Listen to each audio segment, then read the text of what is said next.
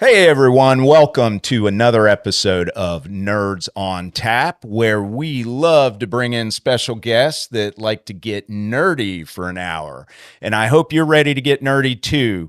Today, the name of our show is Tech Savvy Tacos with our special guest, Geo Zelaya. How you doing, Geo? I'm doing fantastic, Tim. How are you? Awesome, man. Awesome. So Geo is going to be talking about food and technology and how he has incorporated it in his business. So Geo Zelaya, you're 26 years old, right? 26. Man, you're old. Come on. 26 years old. And from a young age, he has been a fan of cooking, farming, and livestock. So I'm excited to hear about a lot of that because I'm just a tech guy, right? He was raised in Dayton, Texas, served in the Navy as a firefighter and an air traffic controller from 2016 to 2023. And after transitioning out of the Navy, you had your mind set on moving to Europe. I did, yes. To pursue culinary arts. Yes. But what happened? I decided to skip school and open up a restaurant instead. No, I didn't exactly go that way, but the opportunity of opening up a restaurant presented itself, and I've talked it over with my family, and they kind of looked at me and just didn't really believe me because they knew I was already set on Europe. And Yeah. I was like, then I was 25. I was like, I'm gonna move to Europe. I'm still young. I'm gonna go to school and then just party. And nope. So the school you were when you were going to move to Europe, you were going to go to culinary arts school? No, I was actually gonna be going to a international school in Barcelona, and I was gonna be going for an MBA. And on the side, I was planning on getting a job at a Michelin star restaurant or a fancy restaurant and work my way up until I was being mentored by the head chef or the sous chef. Yeah. And that's what I was going to be doing for the culinary arts. I've been following Chef Ramsay for a while, and that's what he did. He moved to Paris, and he started his journey in the fine dining space just like that. So I would say kids watch this show, but Gio's saying skip school. No, no, I'm kidding. I'm kidding. This is an entrepreneurial show, and exactly what you did, a lot of people do when they want to start a business. Look at some of the famous people like like Bill Gates and Zuckerberg and some of the others. They, drop out and start a big tech company and, take off. With you, you were inspired by food. Yes. Food and making food and the process of going through that, right? And making new foods for people to enjoy. Yes. In the process of sharing and getting together with people of different backgrounds and different mindsets, and just having one thing in unison, which is food. And growing up, we didn't really have a whole lot, but we had the key elements to a very happy childhood, which was a loving family and amazing food. Yeah. And from the youngest, from a very young age, I can remember always having phenomenal food. And when I joined the military, the ships are not known for having good food. No, unless I was in the Navy, stationed on an Air Force base. And when I first arrived there and went to the galley, which I think they call it the food hall or something, Mm-hmm. and somebody tried to grab the tray off I was like, "What are you doing?" He goes, "Oh, I thought you were done." And I go, "Oh, you're going to take my tray? What is this place?" Felt like I was at the Four Seasons. Yeah, the Air Force has it made. Well, let's talk about you. This show's about you today. So you started Tacos El Fluffy, and we're going to get really into that in the first segment of the show. But you did it because you wanted to serve quality, authentic, fresh Latin food, sourcing a lot of your produce locally and making everything in-house from scratch. I love a good scratch tortilla. Absolutely. Tortillas, tamales, desserts, and juices. Yes. That's awesome. So before we get into you, we're going to do two things. I'm going to let you look at the audience, tell them about any specials that you might have going on. To every taco lover, quesadillas and tamales, if you come to Tacos El Fluffy on North Pace Boulevard and you mention Nerds on Tap, come on, people, 15% off. 15. Wow, that's a good deal. Our food is price beyond fair for the type of quality of cuisine that we're cooking. It's a very gourmet cuisine. We're making everything from scratch. Like you mentioned, the tamales, we make them in-house every morning. They get steamed. Oh, my goodness. I'm getting hungry. I mean, shoot, I could eat one of those right now. Why just talk about it when we can actually enjoy them right now? Hey. Wait a second. Wait, what do we got? Oh, my God. Snap. And this is the first time, ladies and gentlemen, that I'm going to get to try one of these fantastic tacos. And what better way than to pair it with a beer? Ladies and gentlemen, welcome to Nerds on Tap. I'm your host, Tim Shute, and I couldn't be more excited to embark on this nerdy adventure with all of you. So grab your favorite brew, because things are about to get exciting. 3, 2, 1, go! So while he's setting up his tacos here, I'm going to go ahead and introduce the first beer of the day. Today we have a Shiner Brewery, founded in 1909 in Shiner, Texas. We've got the Shiner Bock, ladies and gentlemen. Oh, this is going to be so good. Brewed with rich toasted barley malt and German specialty hops, this lightly hopped American-style dark lager always goes down easy. I've had a bunch of these. They're so good. Originally a seasonal beer, fans have demanded it year-round since 1973. So I am staring at, for you listeners out there not seeing this on video, I am staring at some amazing looking tacos, and I can't wait to try one of these. Give me a toast. Absolutely. Before we tear into one of those tacos. I can't wait. Salud. All right, salutes. We got a Shiner Bock. We'll eat as we go along because I want to keep this moving along. We're going to get into our first segment, which is entrepreneurship and starting a business for Mr. Geo. All right. So I want to hear about your decision on your transition from the Navy to becoming an entrepreneur. What was going on in that brain of yours? I can say that I've been an entrepreneur from a very young age. I was that kid in school that would bring a duffel bag full of chocolates, Hershey's, Kit Kats, Skittles, M&Ms. You're selling chocolates at school? Mexican candy. I was that kid in 6th grade, 7th grade, and 8th grade. And in this was back in 2010. And 6th grade, I made $6,000 off of selling candy at school. Dang. Yeah. So has this always been food related as well? Because you say entrepreneurship, but it sounds to me like entrepreneurship with food. For me, yes, it's always been around something you can consume. It's always either been just the joy in people's face. Really,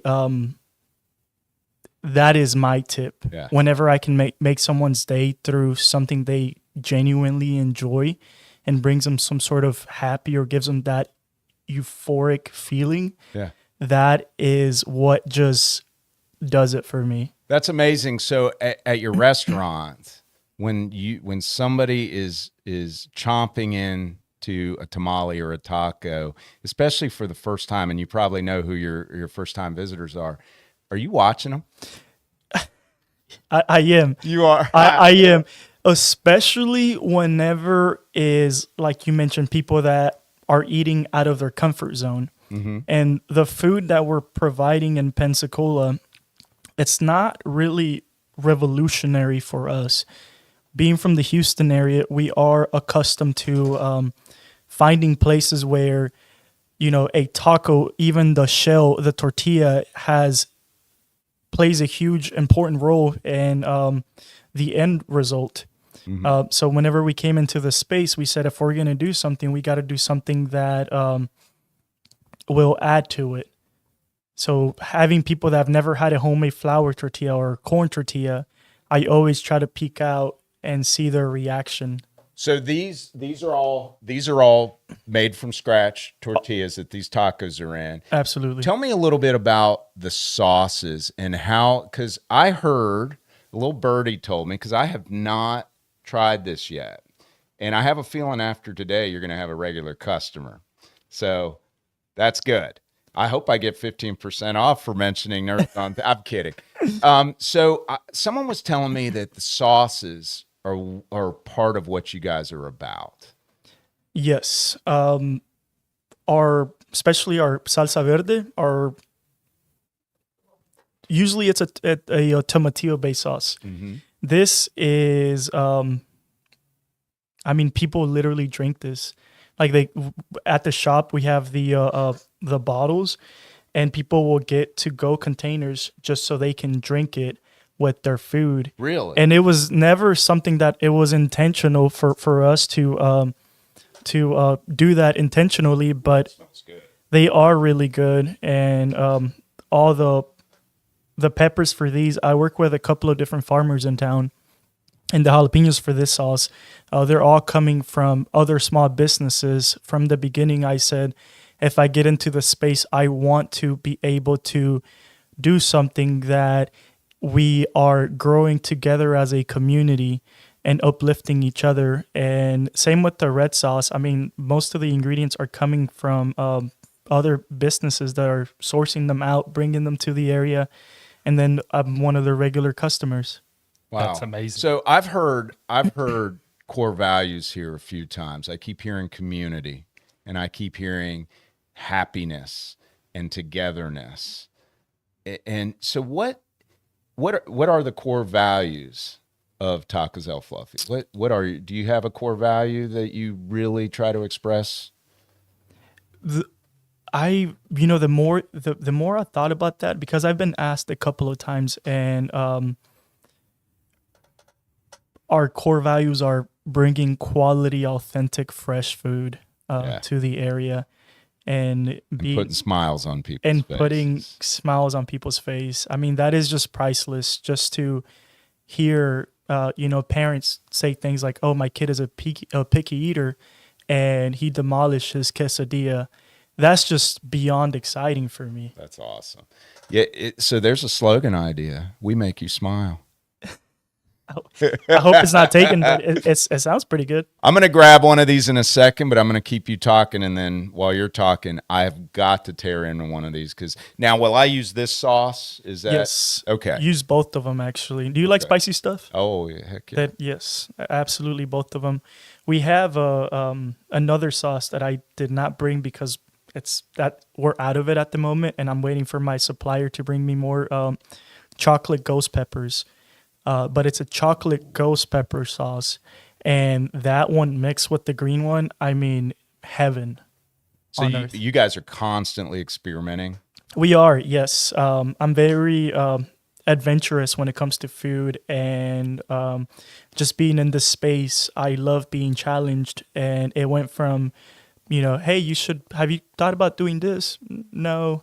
And then just that ongoing, just people, hey, this and that, and I was like, let's do it. So we have a range of sauces that we've developed through the last 10 months. We opened back in February, and very experimental. And I mean, to this day, we're still experimenting with a lot of things that we're like, we don't know if this is gonna do good or what the outcome of it's going to be. And it's usually we blew it out of the water. We got to find other ways to kind of keep up with the demand. So I've started numerous businesses, and every time I start a business, there are a ton of challenges presented. I mean, we wouldn't be doing this if we weren't trying to solve a problem, right? Right. And so I want to explore the steps and challenges with you of starting a business, especially a restaurant, the restaurant industry. And I heard it's super tough. I was talking to someone that was in the PEO or the payroll industry one time, and they said most restaurants, I think, fail within the first year or two. And it's usually either due to bad management or bad food. I have a feeling that is most definitely not the case here. But what were your challenges, and what do you think your challenges are going to be moving forward as you try to develop and scale the business? My biggest challenge was coming from the air traffic controlling military community to this restaurant space. To put things into context, I worked at McDonald's back in my high school year. Yeah. And it was a fun job. I loved working there. But I never really cared. How old were you? I was 17. 16. I was the fry guy at Burger King. Hey, wasn't it fun though? Yeah, I had a blast. I had a blast working there, and all my friends from high school worked there. But I've never, so last year, whenever I transitioned out of the military, I had no intentions on opening up a restaurant. You're okay? You got to take a sip? Oh my God, that's good.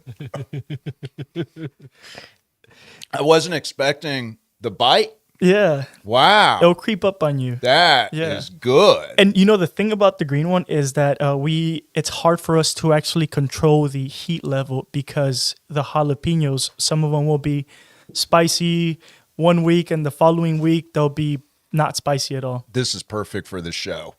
We need to bring more beer in here. Let me tell you, ladies and gentlemen, I just tried that. I was not expecting the heat. I mean, I was expecting a little bit, but not what came after. And oh my God, that is amazing. I told you. I told you it was good.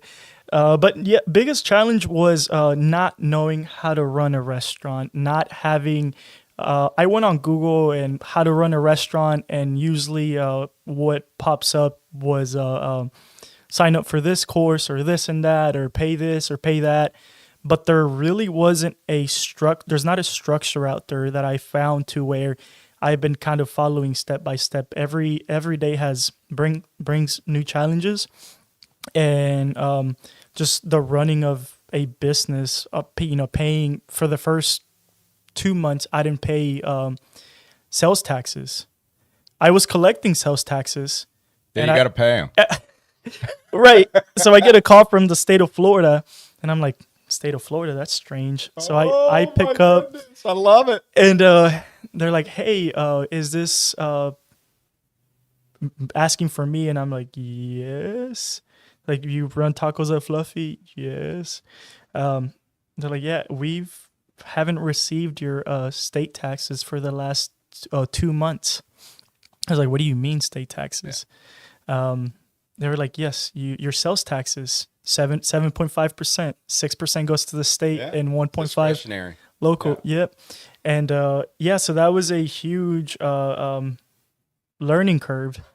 Unemployment tax is another one, which, again, not knowing that I'm supposed to be paying all these things. So when I was, I started my first business, actually started it at 27, launched it professionally at 29 when I incorporated. And just like you, I had no idea till I started getting phone calls. And now, as we scale, a lot of companies still do it all in-house. They pay their employment taxes, their FUTA, their SUTA, their sales tax all in-house. But when you get bigger, and you don't have to be bigger to do this, you can hire a third-party PEO, which is basically they take care of paying all your tax, not your sales tax, but all your other taxes. They pay all your taxes. They do all your 1099s. They build your handbook. They manage your HR and do your payroll every 2 weeks or every week, depending on how you're set up. We've been using one since we started, about 3 years in the digital Boardwalk. Once it started to scale, we had to get a PEO. And at a certain point in someone's business, you might do that because then you can focus on other things. And I always look at time.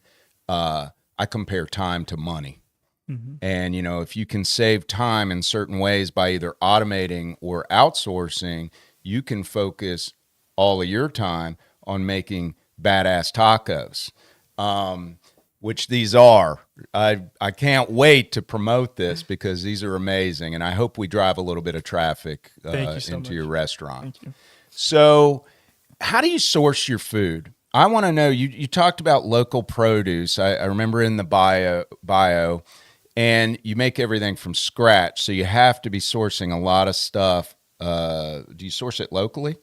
A lot of it. And then, again, we are in a for-profit business. So some of it just makes sense through our wholesaler, which is Cisco.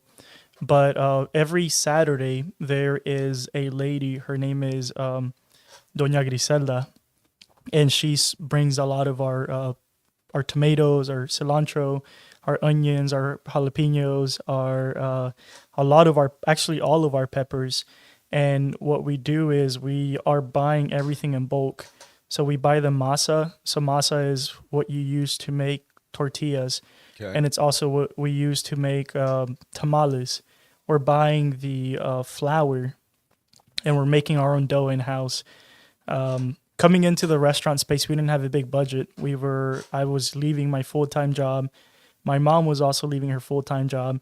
And we had savings, but we didn't have this crazy funding from some investor. And to this day, we don't have the space. We have the funds to get a mixer, but we don't have the space to place a mixer. So the flour tortillas, the dough, we're making it from scratch. So every 2 days, we're having to make a batch of close to 300 grams of flour that we turn it into tortillas. Wow. That's crazy. So your mom, it's a family business. It's a family business. Who else do any of your siblings? My sister, I have two sisters. One of them works there full time. She's essentially my GM. That's why I'm able to be here. She is the one that's running the show whenever I'm not there. Do you work for your mom, or does your mom work for you? I hope she's going to tune into the show, right? She will. So you better answer the right way, Geo. We work for each other. Oh, we work for each other. You're partners. We're partners. The intentions are the same. We are very intentional, and we want to share the wealth with Pensacola of what we've had our entire life. Well, I can't wait to come over there and meet your mom, and I will, and talk to her and see who the real boss is. Yeah, it's her. You see what I'm doing here, don't you? I see. Yeah. So that brings me to my next question. Tell me about the role of technology in restaurant operations and data collection and things like that. Anything that can tie into what you know in regards to what you had to do to get this thing off the ground and get it rolling the right way. Yeah, I mean, technology has been crucial to us. When we started off, we were doing our inventory like the old caveman ways, where we would write everything down and then we would turn it into an Excel spreadsheet. And then that was just getting really confusing and then we switched over to Google Sheets to be able to have access, and it just wasn't working. And just through reading and researching, I came across a website that it's using AI to track your inventory, and then it also talks to your.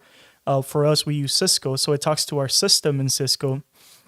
And as we're running out of things, all I got to do is go on my phone and just say, hey, we're one bag left or this and that automatically goes to the cart over on Cisco, and it tells me what I need to order. So when Thursday comes around for us to place our orders, it's all there, and there's not like I can do inventory from here, and the restaurant being 10 minutes away. So is that you pulling that up on your phone or your device? It's my phone's off. Okay. Well, you would pull it up on your phone, right? And Yes. then you would scan. Are you scanning the inventory as it arrives on your phone, or are you just keying it in? You have different ways to do it. You can either scan it, or it gives you the option to just plus, minus. It's very it's a nap. Yeah. So in a way, it feels like you're playing a game. So it doesn't even feel like you're doing inventory. It's just crazy. So this is a good lesson for anybody out there starting a business. And so when we started Digital Boardwalk, we had a primary professional services automation platform that we use.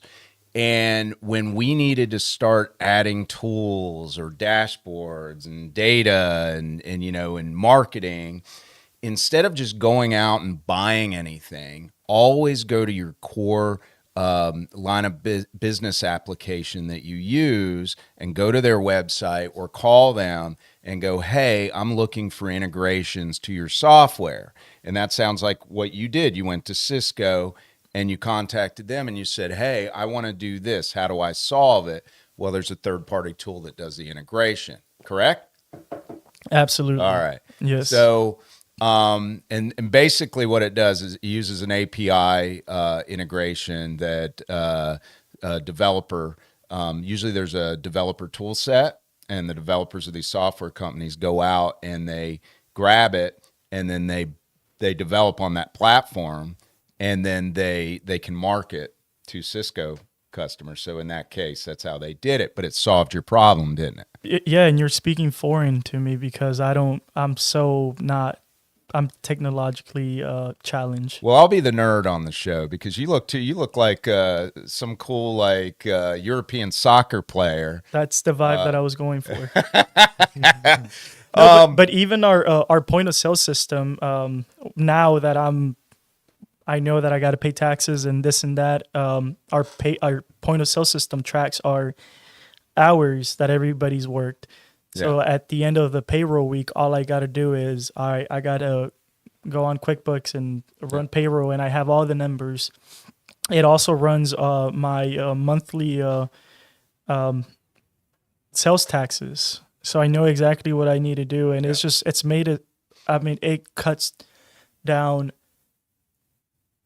the time that you would have to take to count this, count that, and add this, add that. It's simple math, but it adds up on time. I used technology. You mentioned AI.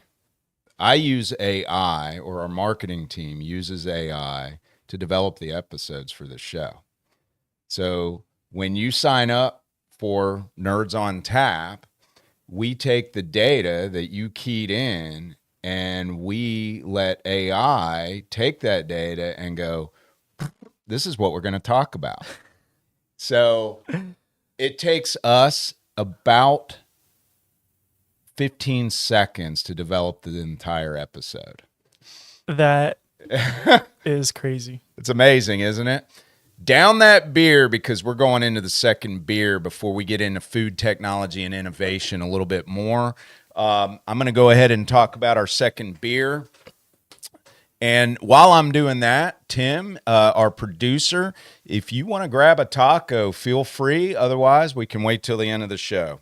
Nope, I have to try it. So the sauce, the fact that people drink the sauce proves it must be amazing. Oh, it's got jalapenos in it. It Yeah, I didn't know that. I mean, I should have known it was green.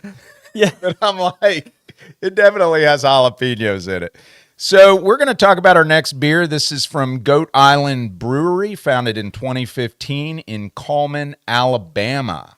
This is called the Sipsey River Red Ale. It's an amber to red ale with the perfect balance between malt and European hops. It's smooth, flavorful, and colorful.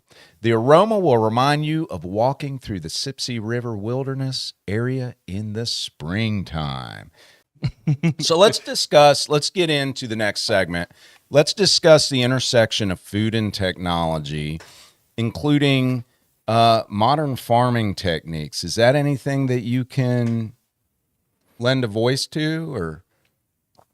I find it extremely discouraging at times, the fact that as Americans, there's really a loss of understanding where things come from. Mm-hmm. If you ask someone, like if you ask majority of millennials, or It grows in the grocery store. right, it grows in, Right? Doesn't it just appear on the shelves? it just drives me insane. The lack of appreciation for simple things as a tomato, the number of hours and the work that goes into being able to develop this plant, to get it right, to be able to bear this amazing fruit is just insane. And you ask people and they don't know where things are coming from. They don't know. And it's crazy because we have access to free this, free that, YouTube, and people still don't care. And it's just like this lack of ignorance that it bothers me a lot. Yeah, I know.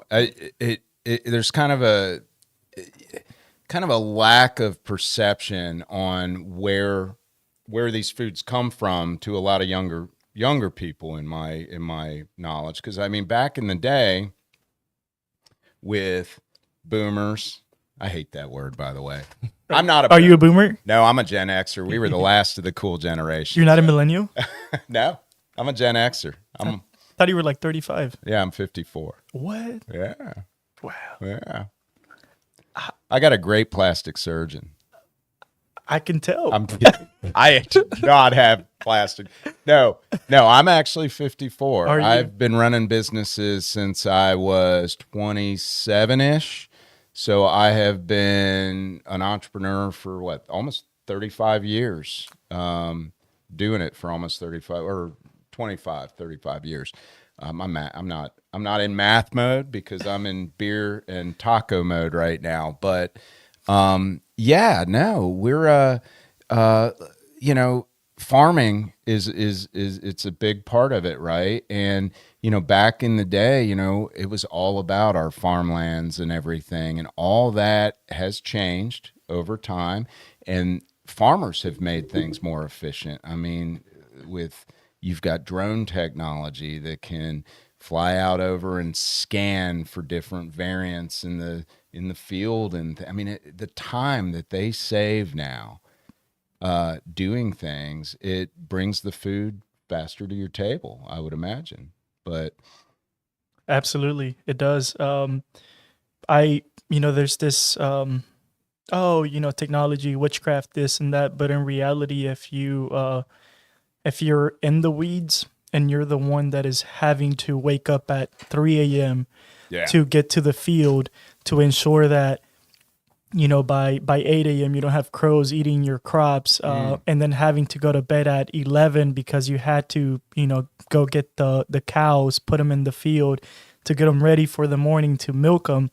It makes a difference. And usually what I've noticed is that a lot of people that are complaining between this integration of technology and farming are people that have never farmed. So they don't understand what it actually takes and the manpower and how labor intensive and how difficult it is. Think about the old movies the movies that you watch that come from the era of the horse and plow. I mean, think about that for a minute. Think about what those people had to do. And even today, farmers deal with weather events. I mean, a weather event can really set a farmer back, right? Absolutely. But back in the day. Yeah, I mean, not even. So I have family that lives in Honduras, and a lot of my family, they're farmers. My family, they've been farmers. I don't say we because it's a lot of work, and I haven't really put in the time to be able to call myself a farmer. But my family, they're farmers, and they've been farming for generations.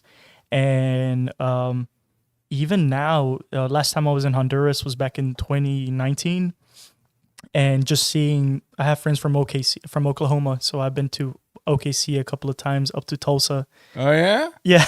I was stationed in Oklahoma, Oh, I'm sorry. Tinker Air Force Base. I'm so sorry. That's the Air Force Base I mentioned earlier in the show. Okay. Hey, I had Yeah. a blast out there. Yeah, I know. It's Saw it's my not first bad. tornado. How was that? It was in the distance, and I just pressed the accelerator and went the other way. No, I'm from the Houston area, so Yeah. it's really green and not dry like Oklahoma. But yeah, even back in 2019, last time I was in Honduras, just seeing some of the farming practices that were being conducted over there, just being way behind times. I mean, I'm talking about 50 years, 60 years, and then just coming to the States. But it's the lack of resources, and it's the lack of investing from the government into actually ensuring that these people that are ensuring that the economy is spinning. Mhm. Because if you don't have food, what are you going to do? Yeah, it stops, right? Or Right. wow. Well, how do you stay updated? Kind of reeling you back into the restaurant. How do you stay updated on the tech trends? Do you stay updated on the tech trend? You obviously do. If you incorporated an AI-driven inventory system and you figured out your point of sale, you figured out taxes. We have to pay our taxes. Otherwise, they Uncle Sam call, comes for you. Yes, sir. How do you stay up to date on the restaurant tech trends? Because, I mean, tech drives efficiency in restaurants. Absolutely. Social media. I Okay. mean, you can scroll through my Instagram and mostly Facebook. I still love Facebook because the things that you're able to post on Facebook, sometimes you can't post them on Instagram. But I follow people that have been in the industry for a while. I had a pretty great military career, and it was because I had really great mentors. I had people that were telling me, "Hey, don't do this because I did it when I came in, and this was the outcome, and I want something better for you." And it's always following someone, and the fact that there's so many people that are willing to share and educate others. To me, that's just fascinating. And again, it just comes down to how are you devoting your time. And to me, I love restaurant space. I love food. I love catering to people through food and showing my love. And the last thing I would want to do is have to close my doors because I'm not keeping up. I'm not updating myself. Just like your phone has to be updated every so often, we also have to update ourselves. Yeah. We have to change, evolve, Exactly. evolution. Exactly. Just like a business has to evolve to scale, you have to, you can't just set it and forget it in a business, and you can't set it and forget it in your life. For instance, a few years ago, I never worked out. I ate horribly. I drank a lot of beer. Still do that. That's good though. But the reason I started working out and getting into fitness and understanding nutrition and understanding, all of that was really to offset my beer drinking. I'm making a joke here. No, Yeah. It was to offset my beer drinking so I wouldn't get, huge. But that's not true. But you're into fitness.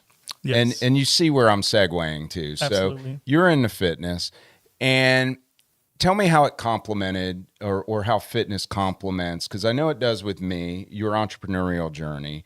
I get up in the morning. I mean, this morning I did my pre-workout drink. I went up, worked out like a beast, drank my protein, worked like a crazy person all morning, meeting after meeting after meeting, and then I drove up here to meet you and do the show. And then I've got calls all the way till 6:00 tonight.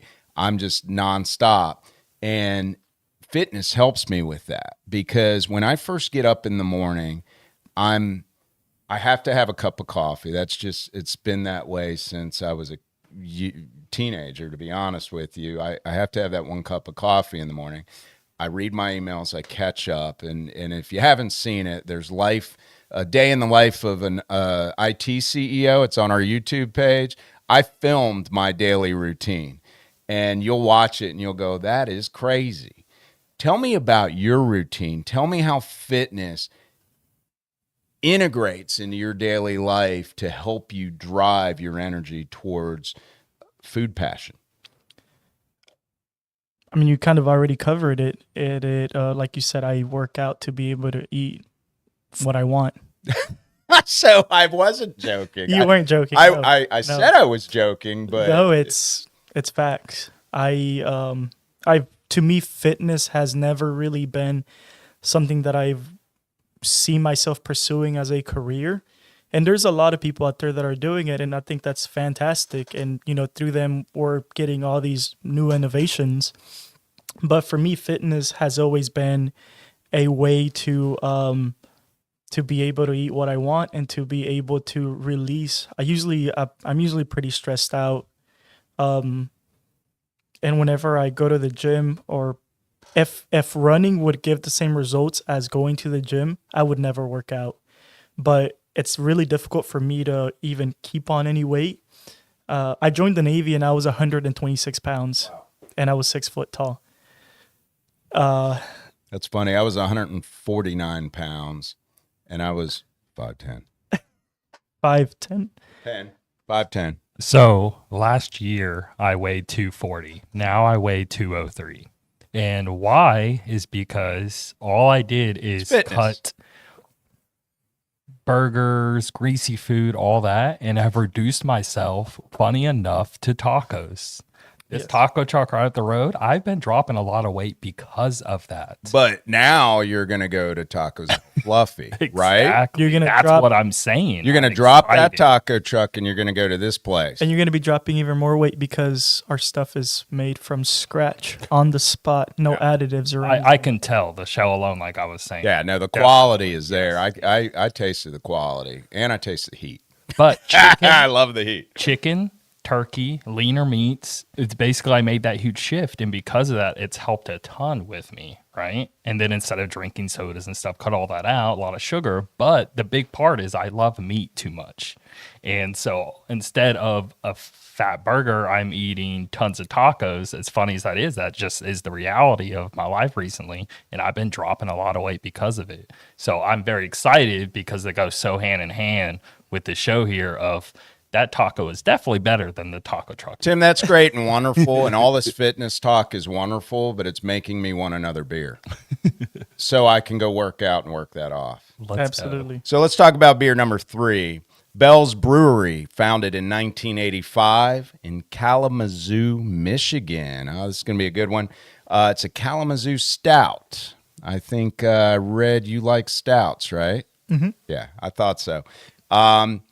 So a smooth, full-bodied stout that offers a blend of aromas and flavors of dark chocolate and freshly roasted coffee, balanced with a significant hop presence. So let's see what this thing's all about.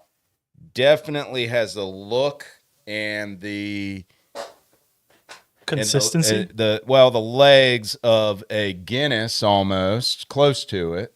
On the walls of the glass, but tasting it's going to be the only way we can figure that out. So, prost. Salud. I taste the coffee And the chocolate. There's a heavy chocolate coffee in that one. It's good though. Yeah, you like it? I do, yeah. Unlike you, I'm not really a coffee person. Like, I'll drink coffee for the aesthetics of it. Yeah. Yeah, but caffeine doesn't affect my body. Like, this was about a year ago. I had 10 shots of espresso in one sitting. No, you didn't. I did. I can't do that. Yeah. And I wouldn't sleep for 3 days. nothing happened. That's dangerous. Nothing happened. And whenever I was getting out of in the military, I always had issues with my EKGs.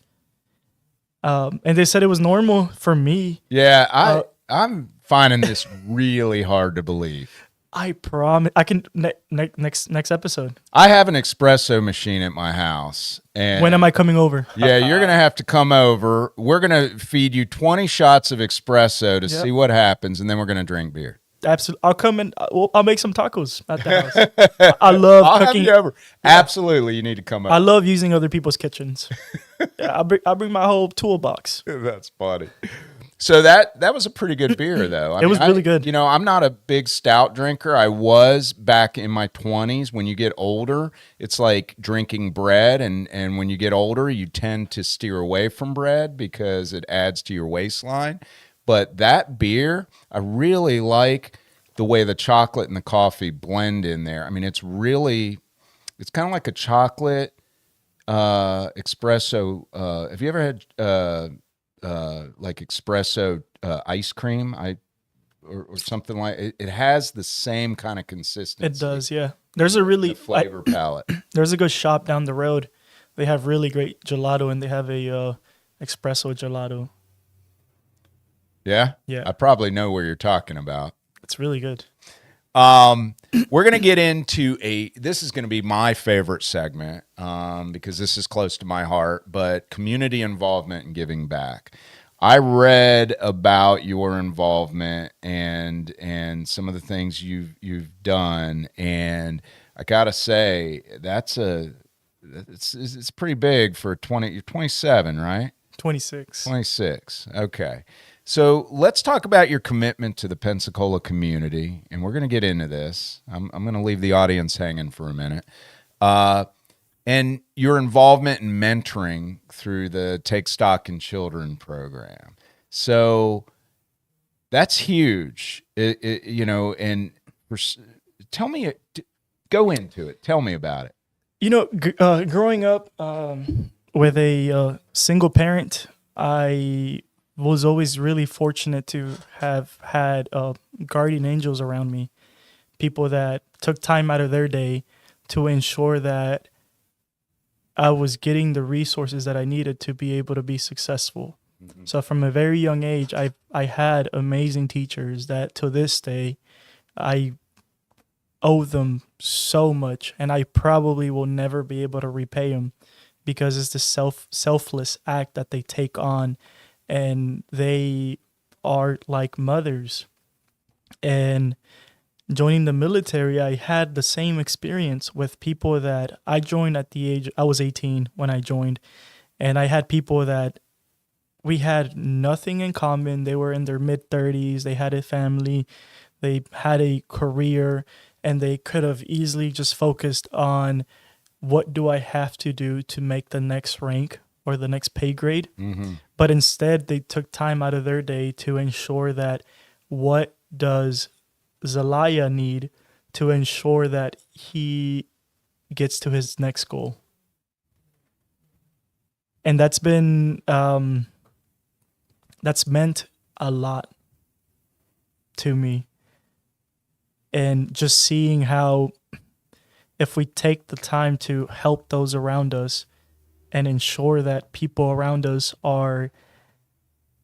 they have the resources and the tools that they need to be successful, and then they go out and they do that to someone else, It's a ripple effect. Yeah, pay it forward. And you know, your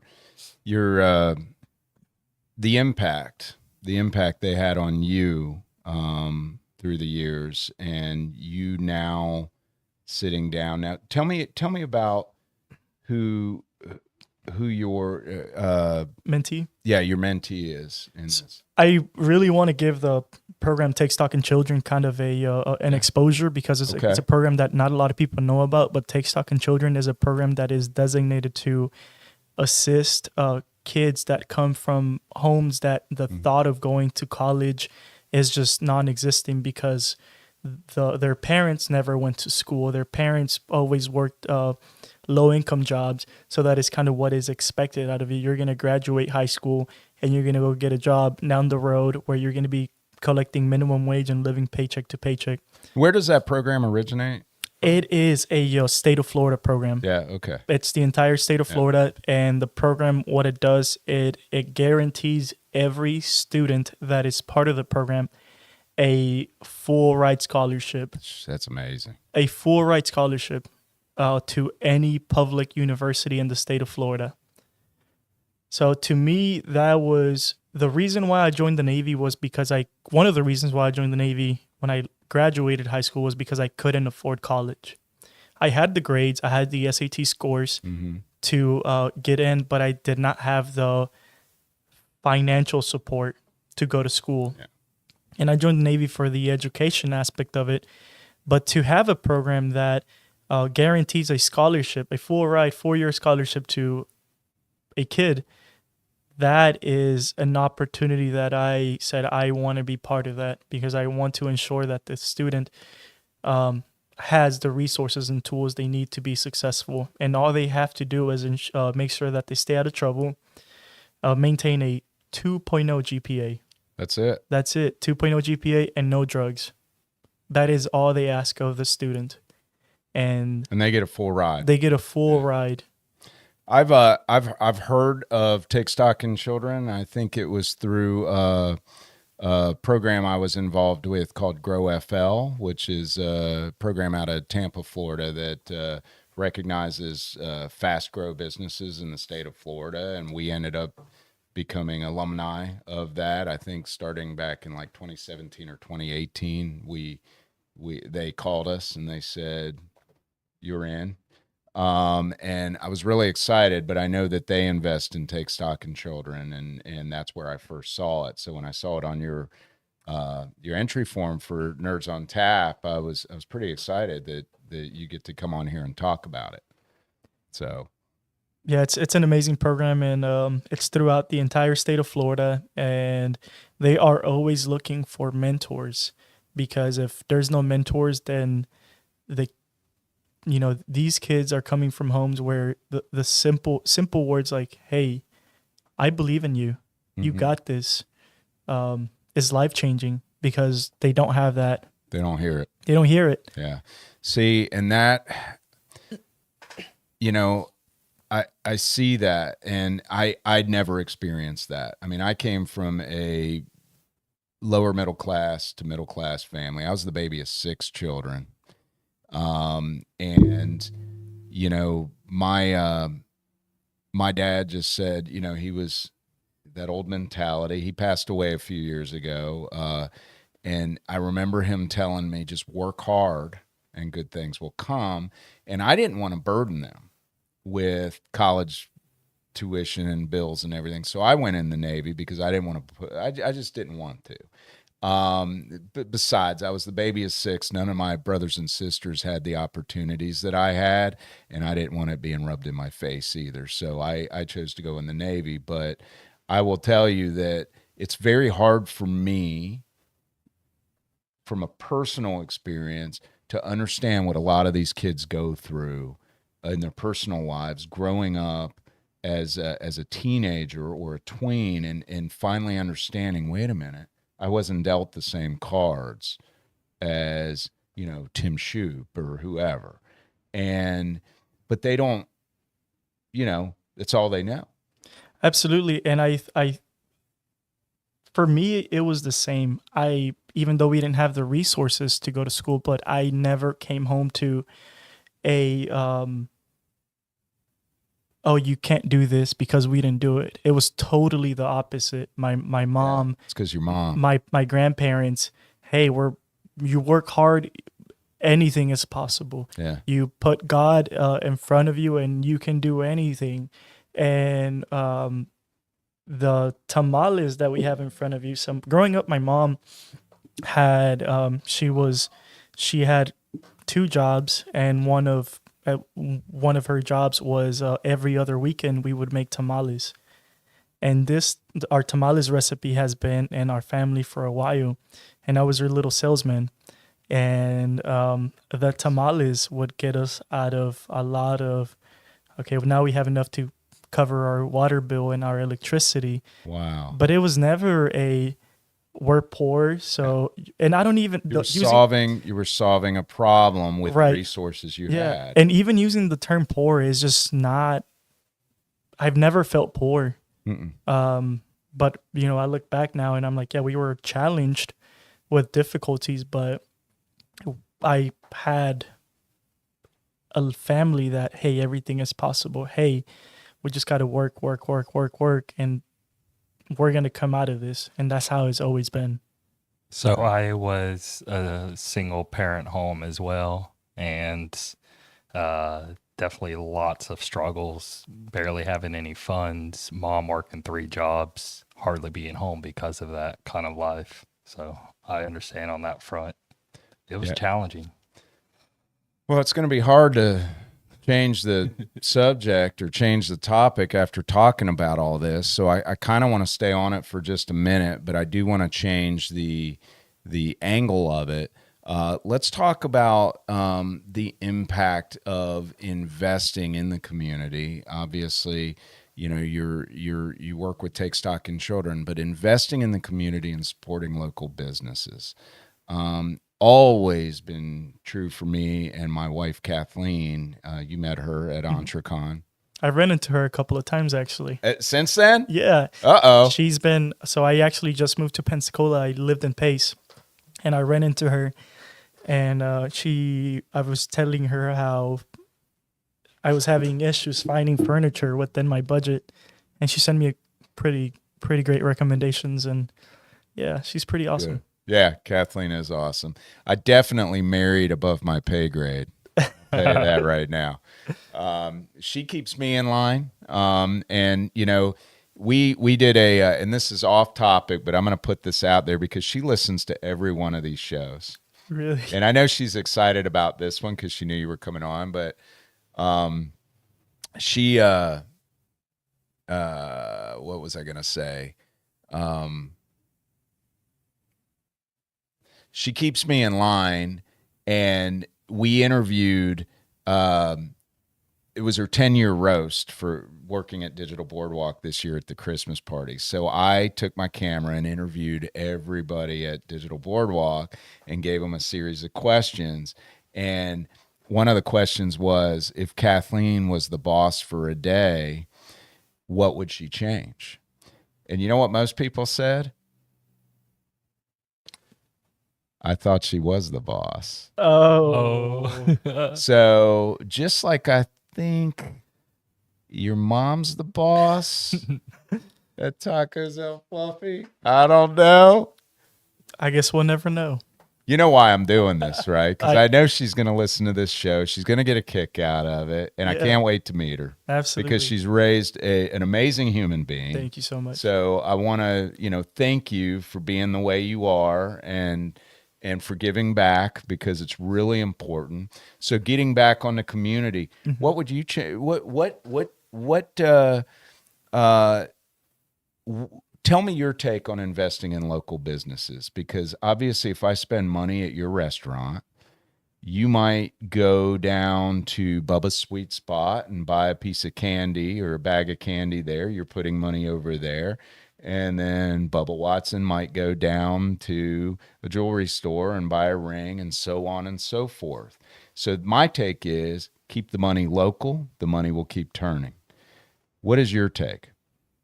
Along the lines of what you just mentioned as well, being in the entrepreneurial space of seeing how supportive other small businesses are with each other, it is just been it's been fascinating and a place I never really saw myself being in, but I can 100% agree with what you're saying.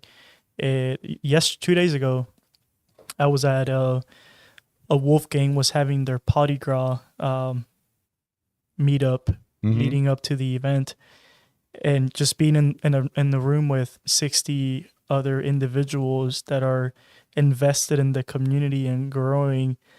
All of that attracts tourism, which we all end up benefiting from.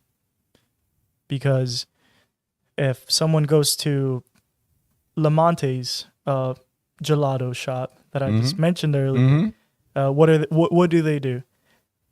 Oh, are you looking for any tacos in town? This is Tacos El Fluffy. Where do you think I'm going to send people? Exactly. Yeah. So it's just this idea of, since being in the space, it's never felt, just like the taco shop you were mentioning earlier, Tacos Mexicanos. I mean, the owner, Gabe, another incredible individual.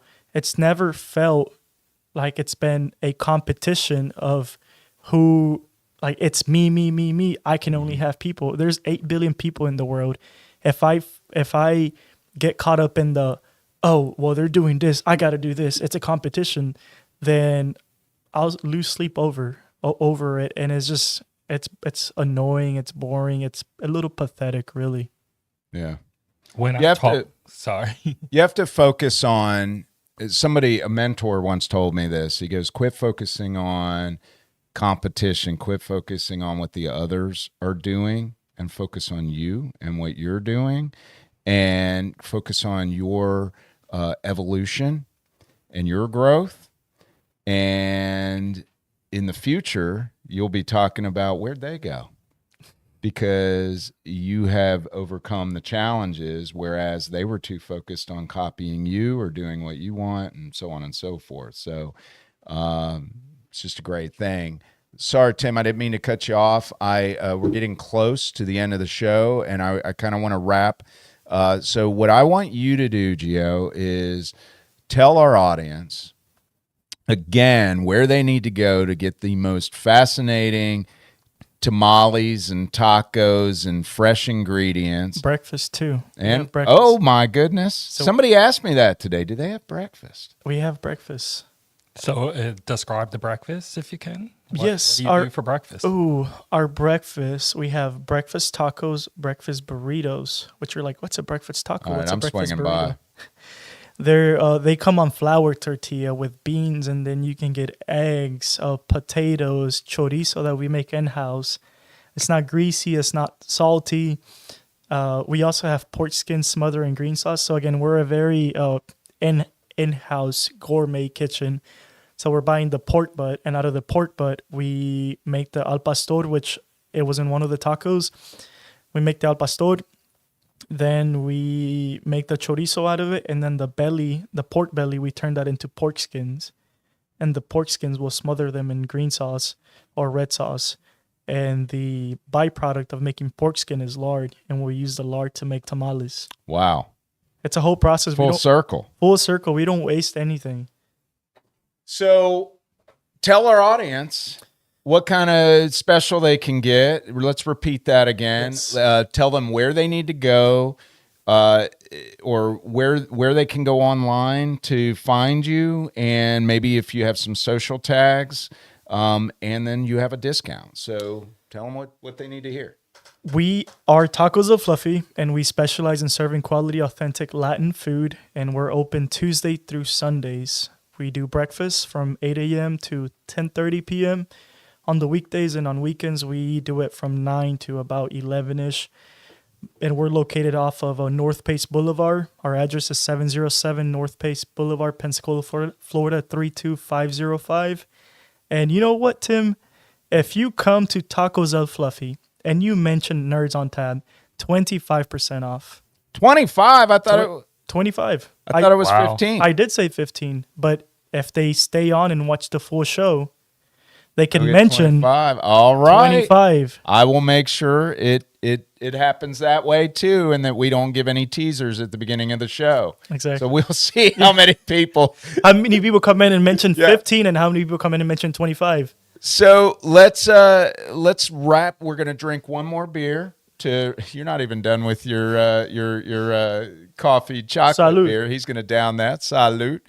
We're gonna wrap the show. We're gonna go ahead and drink one more beer, and then we're going to have a couple more words with Geo and wrap it up. So the next beer is Bell's Brewery. It's a Bell's Two-Hearted American IPA. This is a good one. Have you ever had this? No, but IPAs are my favorite. I think you're going to enjoy this. This is a very good IPA.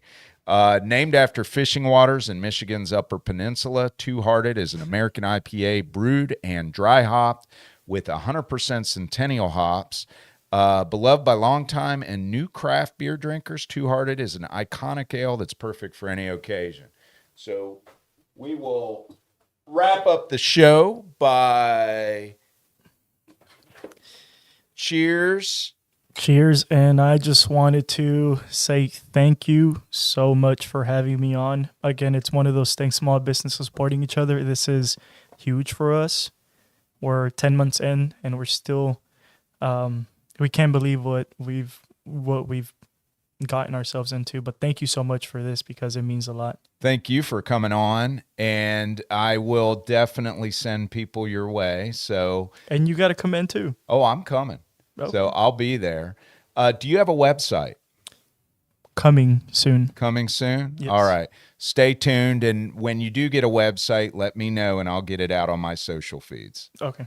Thanks, everyone. Have a good day. Let's try this beer. Cheers, my fellow nerds and beer lovers. Stay tuned for more Nerds on Tap. Oh, and one more thing. Help us spread the nerdy love and the love for great brews by sharing this podcast with your friends, colleagues, and fellow beer enthusiasts. Let's build a community that embraces curiosity, innovation, and the enjoyment of a cold one.